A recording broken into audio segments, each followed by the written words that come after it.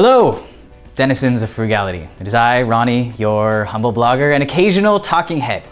The other day, I was sitting in my rented living room, staring around at the walls and my few possessions, as I'm wont to do from time to time. As I dumbly looked around, I contemplated how I could find a way to save some extra cash to throw into my emergency fund. I was struck with a sudden epiphany. Lightning had literally come down and hit me in the brain. And I realized that almost every piece of equipment that I had, electronic equipment, had been upgraded within the last year. Now, I don't have a lot of stuff. I don't need a lot of stuff. I have a television, a laptop, a phone, and a PlayStation 3, which doubles as my DVD player. But everything, with the exception of that PlayStation, had recently been improved upon. It was then that I realized how much money I could save just by not immediately running out and getting the marginal upgrade that is released. I started with my PlayStation 3. It's been out for a few years, which likely means that PlayStation 4 is on the way.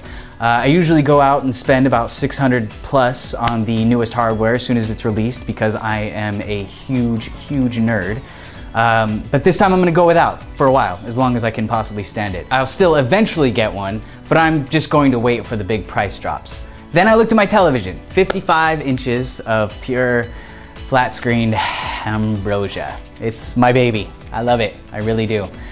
But if that's not going to, keep me satisfied for at least a couple of years, then there's really nothing that will. I'm gonna wait a few years before I upgrade, and when I do, I'm just going to get something that's been out for a while. Total savings on that will probably be about $1,500 per year. Up next, the laptop. I just decided I'm gonna wait until this one literally stops working. I can do everything that I need to do on it. It's got the internet and I can store my music, and that's, really for me, all I need. Different people need different things, but for me, that's all I need. So I'll save about $1,000 every 2 years just by holding out.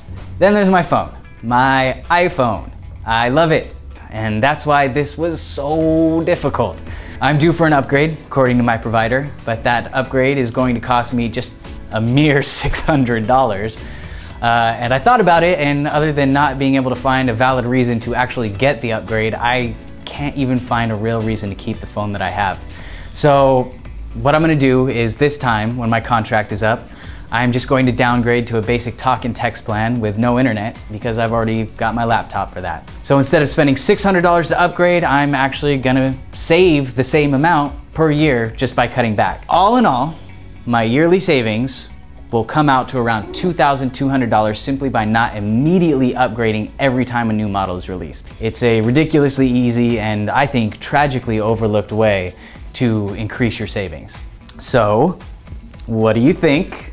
Leave a comment or a video response to give your take. Thank you, citizens of Frugalia. I wish you good savings.